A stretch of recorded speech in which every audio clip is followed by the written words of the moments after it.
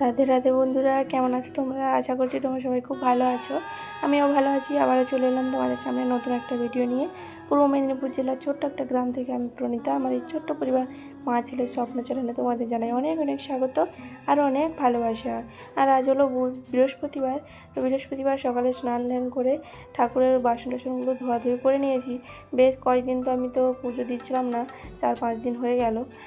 তো সেই জন্য আজকে বৃহস্পতিবারে মাথায় শ্যাম্পু কোনোদিন দিই না। আগে যখন জানতাম না তখন দিতাম, কিন্তু যেদিন থেকে বৃহস্পতিবার পালন করি সেদিন থেকে আর বৃহস্পতিবারে শ্যাম্পু দিই না। কিন্তু এই সব অসময় পড়ে গেলে তখন তো দিতেই হবে। তো এই জন্য শ্যাম্পু দিয়ে নিয়েছি। শ্যাম্পু দিয়ে তারপরে সব কিছু ধোয়া মোছা করে রেখে দিয়ে এদিকে ভাবলাম যে দেরি হয়ে যাবে পুজো করতে, যেহেতু বৃহস্পতিবার পুজো করতে একটু সময় লাগে, সেই জন্য ভাবলাম যে আগে রান্না বান্না করে নিয়ে তারপরে পুজো করব। তাই জন্য পুজো করতে করতে সেই অনেক দেরি হয়ে যাবে। তাই ভাবলাম যে একটু চা খাই, তাই নিজের জন্য অল্প একটু চা করে নিয়েছি। চা করে চা খেলাম। আর ওদিকে দেখতে পেলে প্রথমে কিন্তু ফ্রিজের কাপড়টা আমি পরিয়ে দিয়েছি। আগের দিন ধুয়ে দিয়েছিলাম, তো সেই জন্য আজকে আবার ঢাকা দিয়ে দিলাম। কভারগুলো দিলেও হয়, কিন্তু কভারগুলো দিলে পুরো ফ্রিজটা তো আর ঢাকা যায় না, শুধু ওপরটা হয়তো কভার দেওয়া থাকে। ওই জন্য না এই কাপড় দিয়ে আর কভার অত কেনার এখন কিনিও নি। তো তাই জন্য এইভাবে কাপড় দিয়ে ঘিরে রাখি, ভালোই হয়। আমার পুরানো কাপড় যেগুলো থাকে সেগুলো দিয়ে ঘিরে রাখি, চেষ্টা করি একটু পরিষ্কার করে রাখার। যাই হোক, সেদিকে ভাতটাও বসিয়ে দিয়েছি। ওদিকে চা খেতে খেতে চা করার পরে ভাতটা বসিয়ে দিয়ে তারপরে চা খেলাম। চা খাওয়ার পরে এখন এই যে সবজি বের করছিলাম। ভাবলাম যে কী রান্না করব, ভাবতে ভাবতে ভাবলাম যে সয়াবিন দিয়ে পটল দিয়ে রান্না করব। সেই জন্য সয়াবিনটাও বের করে নিলাম। আর রান্নাটা করে দিলে ওরা কিন্তু খেয়ে দিয়ে স্কুলে যাবে, আর তারপরে আমি ধীরে সুস্থে আমার পুজো করব। নাহলে এই যে রান্না করতে করতে পুজো করতে খুবই অসুবিধা হয়ে যায়, ওদের তখন স্কুল যাওয়ার সময় হয়ে যায়। তাই জন্য যে না, নিজের কাজটা তো পুজো তো করবো, কিন্তু তার আগে বাচ্চাদেরকে আগে সামলাতে হবে, তাই না?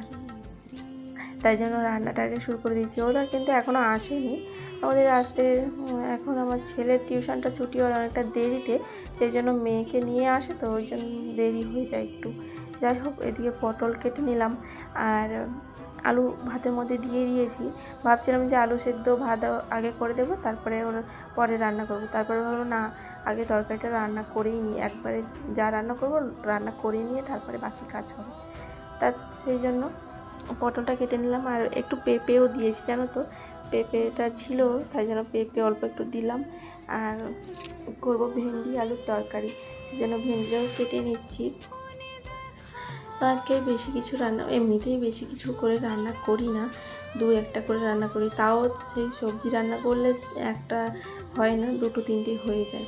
আর যখন মাছ রান্না করি তখন তো একটাই রান্না করি, বেশি রান্না করি না। চেষ্টা করি একটু খরচ বাঁচিয়ে চলার, কিন্তু তবুও খরচ তো খরচ হবেই, খেলে খরচ হবেই, তাই না? আর এদিকে সয়াবিনের তরকারিটা আমার হয়ে গেছে। শুধু সয়াবিন না, পটল আলু পেঁপে দিয়ে সয়াবিনটা রান্না করেছি। আর সয়াবিনের কালারটা আজকে বেশ সুন্দর হয়েছে। তো ওদেরকে তারপরে ভাত বেড়ে খেতে দিয়ে দিলাম।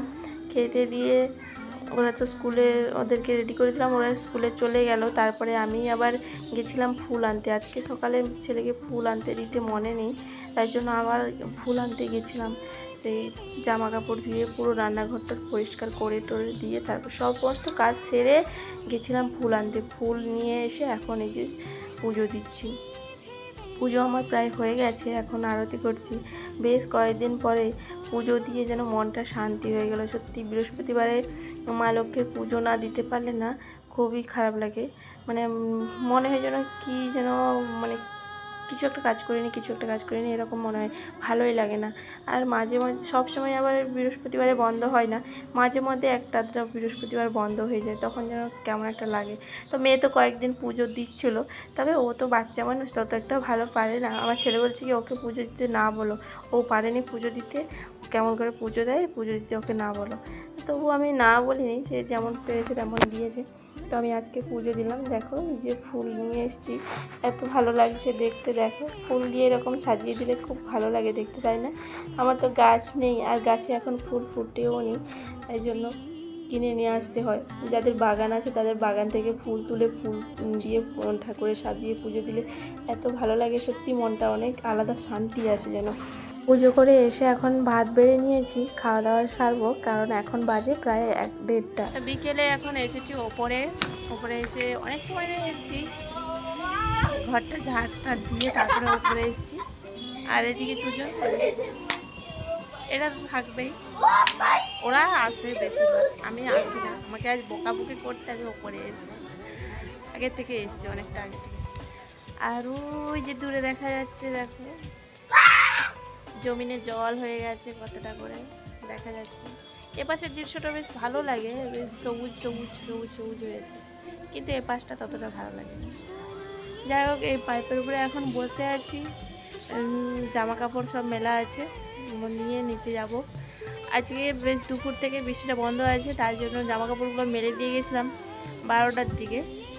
তো পুজো করার আগে জামা কাপড়গুলো মেলে দিয়ে তারপর পুজো করতে বসেছিলাম।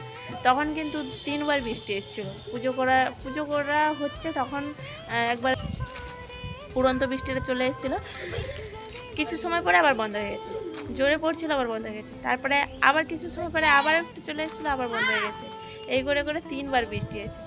তারপরে বৃষ্টিটা বন্ধ, একদম বন্ধ। এখন এই জন্য ওপরে এসছি একটু, তারপরে এই যে জামা কাপড় সব মেলা হয়ে আছে এখানে, এগুলো তুলে নিয়ে তারপরে নিচে যাব, সন্ধ্যা দেবো আবার। চলো পরে আসছি, জামা কাপড়গুলো তুলে নিয়ে। আর এদিকে দেখো জামা কাপড়ের অবস্থা, এত বাতাস দিচ্ছে, সব জামা কাপড় উল্টে পাল্টে গেছে। তো এগুলো এখন ক্লিপ খুলে নিচ্ছি। আর আমার মেয়ের দিকে দেখো, যেই ফোনটা চালিয়েছে সেই এই নাচানাচি শুরু করে দিয়েছে, ভঙ্গিমা দেখাচ্ছে। তা ওকে বলছি কি যে ক্লিপগুলো খুলে নে, আমি তাহলে জামা কাপড়গুলো তুলে নেব। ও তো না বললো প্রথমে, তারপর 2-3বার বলার পরে তারপরে নিয়ে চললো ওই ক্লিপ খুলতে। আর এদিকে দেখো হাত তো পাচ্ছে না, লাভ দিচ্ছে, লাভ দিয়ে দিয়ে ক্লিপগুলো খুলছে। যাই হোক, এদিকে জামা কাপড়গুলো গুটিয়ে নিয়ে এখন নিচে চলে যাব, তারপর সন্ধ্যে দেওয়া হবে। ওর থেকে এসে সন্ধ্যাটা দেওয়ার পরে এখন এই যে চা নিয়ে বসেছি আবারও। সন্ধ্যেবেলা হচ্ছে দুধ চা, বিস্কুটও আছে। বিস্কুটটা কিন্তু আমি খাবো না, ওর খাবে। আর আমি এদিকে নিয়ে এসে একটু মুড়ি, অল্প একটু মুড়ি আর তার সঙ্গে ঝুড়ি ভাজা, এটা দিয়ে খাওয়া হবে। আর মেয়ে তো টিউশনে চলে গেছে, খেয়ে চা খেয়ে কিন্তু কাপ আবার ধুয়ে রাখতে হবে, নাহলে এসে যদি দেখে যে আপনি চা খেয়েছি আমরা, তাহলে আবার রেগে যাবে। দুধ চা দিতে চাই না, ওই জন্য ও থাকলে চাটা সেরকম করি না। যাই হোক, চলো এখন চাটা খাই, তারপরে আরও একটা কাজ আছে নতুন ধরনের। এই যে নতুন কাজ নিয়ে বসেছি, এই শাড়িটাকে কেটে, শাড়িটা দেখো, শাড়িটা এত সুন্দর, কিন্তু আঁচলটা খারাপ হয়ে গেছে, পরাও যাবে না, মানে আঁচলটা একবারে ওই কি ফেসে গেছে, একদম ভালো নেই। কিন্তু পুরো শাড়িটা ভালো আছে, শুধু আঁচলটাই খারাপ হয়ে গেছে। তো আঁচলটা না যদি ভালো থাকে কি করে পরা যায় বলো, পরাও তো যাবে না ঠিকঠাক করে। তাই জন্য ভাবলাম যে এই দরজার কাছে এই যে ফাঁকাটা আছে, এই ফাঁকা দরজাটায় একটা পর্দা করে দিই, আর ওই সেলফের ওপরটায় ওদিকটায় একটা পর্দা লাগাবো। সেই জন্য ভাবলাম পর্দা কিনলেই কেনা যায় না, আর হচ্ছে যে অত নিজের ঘর হলে তখন সুন্দর করে সাজানো যায়। তো ভাড়া বাড়িতে থাকি তবুও সুন্দর করে সাজানো যায়, কিন্তু এখন অত পর্দা কিনে পয়সা খরচ করার মতন সুযোগ সামর্থ্য বা কিছুই নেই। সেই জন্য ভাবলাম যে এভাবে করে পর্দা দিয়ে দিই, ভালো হবে। যোগ্য হয়ে গেছে, তাই জন্য এরকম করে দিয়ে দিয়েছি। এখন থাকুক, আর একটা দিতে হবে ওইখানটায়, এই জায়গাটাই দিতে হবে, এই জায়গাটার মধ্যে এইভাবে করে দেব, ওটা কালকে দিয়ে দেব, আজকে আর দেওয়া হলো না।